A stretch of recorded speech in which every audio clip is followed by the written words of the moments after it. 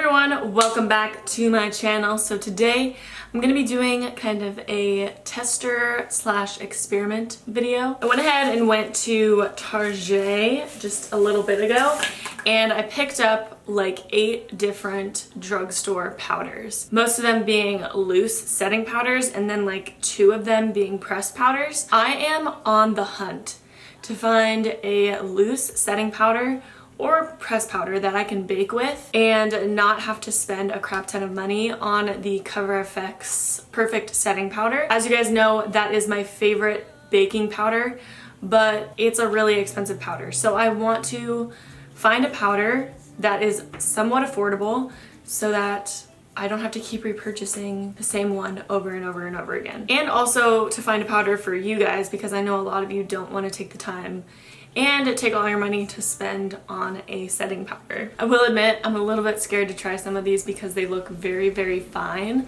and like very, very powdery, and I do not like those types of powders, but I decided to get them anyways and just to test them out and see if maybe they'll work for me. So I picked up 2 NYX setting powders, one from Sonia Kashuk, one from e.l.f, one from Physicians Formula, and one from Pixi. And then the 2 pressed powders are from Pixi and Wet n Wild.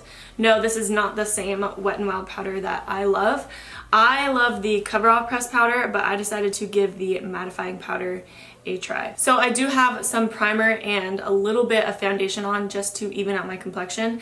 So I'm gonna go ahead and put on some concealer. This is the Tarte Shape Tape Concealer in Light Neutral. You guys know it's my favorite. I use it literally every single day. And there's just not a concealer that I love more than this one. So I'm just going to put that on my problem areas and then blend it out with a beauty blender. Okay, for each powder I'm going to use 1 powder on each side of my face just so I can get 2 done at once and I don't have to keep like reapplying makeup. So on my left side I'm going to use the NYX HD Studio finishing powder in 01. I believe this is just the translucent one. And then I'm using the NYX Mineral Set It and Don't Fret It matte finishing powder. And this is in the shade Light Medium. So I'm going to take these and bake with my beauty blender underneath my eyes and on my smile lines. Then I'm going to take a big fluffy powder brush and set the rest of my face with these same powders. So let's start with the NYX Studio HD finishing powder. I have tried this powder a couple times before and I haven't really liked it. Maybe it was the way that I was using it. I just wanted to give it one last shot before turning it down. Okay, so this is definitely a powder that flies into the air. It looks like just a very, very stark white powder. And I'm going to dip my beauty blender in there. And then I'm going to set underneath my eyes.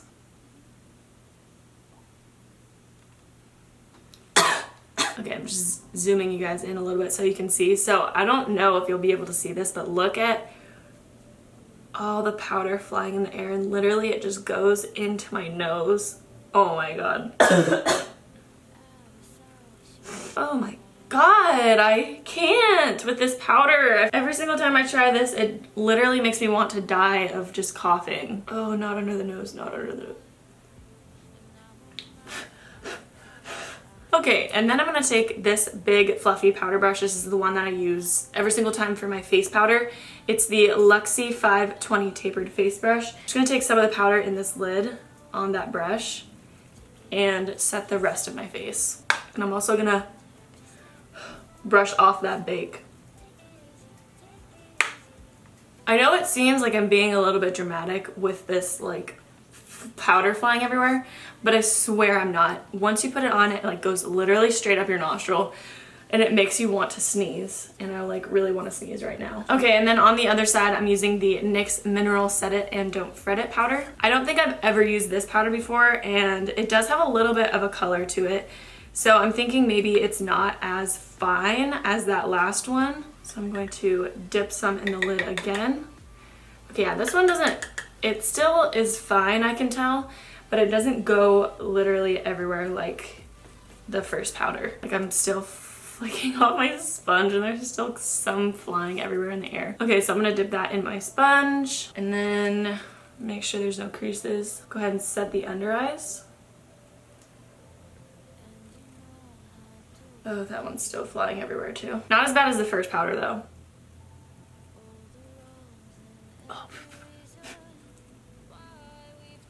Okay, and then setting the remainder of my face with this brush.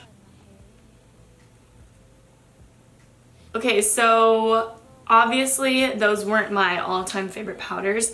I did enjoy the second one more than the first one. I can still see the particles flying around everywhere in the air. I did like the second powder more than the first one because I feel like this side, the white powder, is going to give a lot more flashback than this powder, just because this side was HD and this side was mineral. Usually mineral powders don't have flashback. So I'm gonna go ahead and take a flash picture. I'm gonna be taking a flash picture with every powder that I use to show you guys what it looks like. So here it is. Okay, so as you can tell with this photo, on the left side of my face where I applied the HD powder, I have intense flashback. It literally looks like there's dust covering my face, but on the right side there's a little bit less flashback, but there's still some there. That's for the mineral powder. I absolutely hate flashback. I really don't get why brands make powders that do have flashback. I feel like that's one of the most hated things in a pressed powder or in a loose powder is flashback. So I don't understand why HD powders all have that same sort of flashback, you know? So I'm not a huge fan on these powders. So let's go ahead and move on. I already took off that makeup and applied some fresh foundation and concealer. So let's go ahead and get on with the other two powders. So on the left side, I'm going to be using the Sonia Kashuk Undetectable Loose Powder, and this is in the shade Light. And then on the right side, I am using the e.l.f. HD powder in Sheer. Again, a little bit scared of this because it does have HD. But I used to use a Sonia Kashuk powder. I'm not sure if it's the same exact one, but I really liked it. So I kind of have high hopes for this. I believe Sonia Kashuk is only sold at Target and like CVS, but it is still a pretty affordable brand. So I consider it drugstore because it is at Target and CVS. CVS is like the ultimate drugstore. Okay, so this powder does look pretty promising because it looks more flowery and like denser than an HD powder. So let's cross our fingers, and it does have a little bit of color in it, which I like. So once again, I'm gonna go ahead and set my under eyes. So it is pretty fine, kind of like that NYX powder, but it's not flying everywhere like up my nostrils. It is a little bit, I can see, but not nearly as much as that NYX powder. Okay, and now I'm going to wipe off that bake, but also set the rest of my face with the remaining of that powder. By the way, I am like squeegeeing my beauty blender with a makeup wipe in between each time just because I don't want those powders to like transfer. Okay, this looks pretty similar to the NYX powder, so I'm just gonna go ahead and take a little bit in the lid as well, dunk in my beauty blender, and set my under eyes.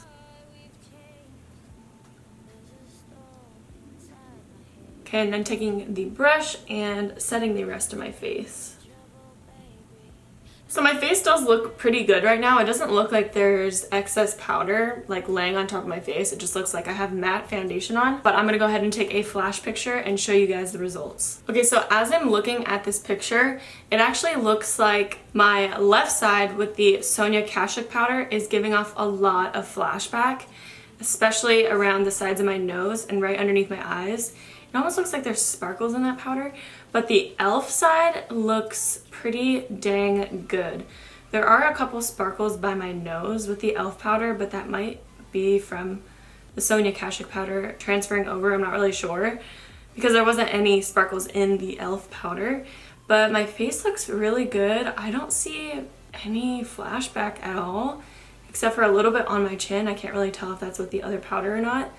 But the e.l.f. surprisingly looks really good. Okay, so we'll keep the e.l.f. one in mind because I am going to be picking my two favorite powders to wear throughout the day to see how they last. So the e.l.f. one might make it into the top two, we don't know yet.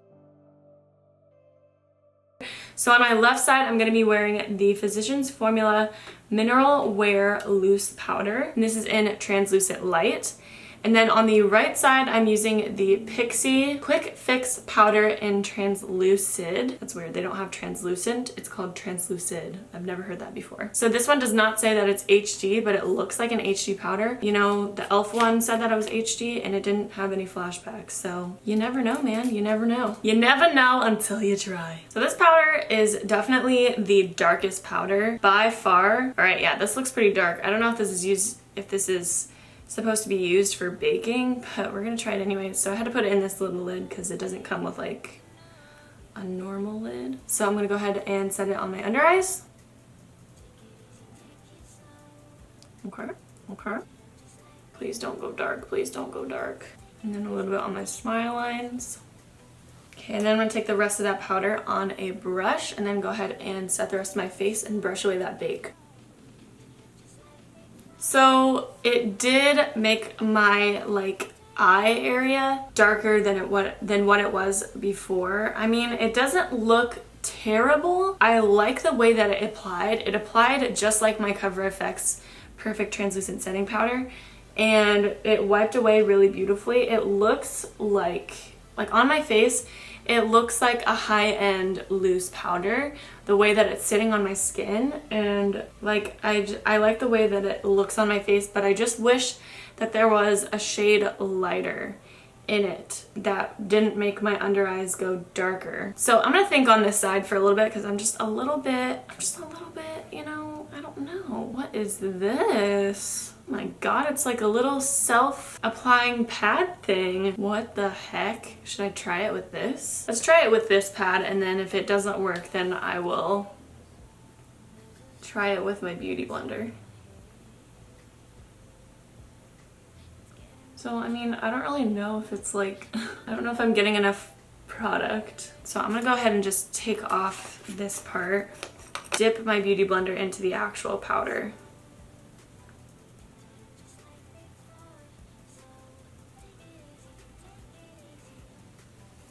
Then taking my big fluffy brush and setting the rest of my face and wiping off that bake.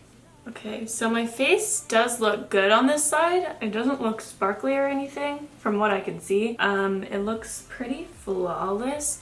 There is a definite color difference in my face right now. This powder definitely made my face a lot darker. I do feel like I could possibly use it when I just apply my fake tan, like when I'm really dark. Okay, so I'm gonna go ahead and see how this is with flash, so I will be right back. Okay, so I'm looking at this picture right now, and I'm really impressed with both powders, how they look on my face.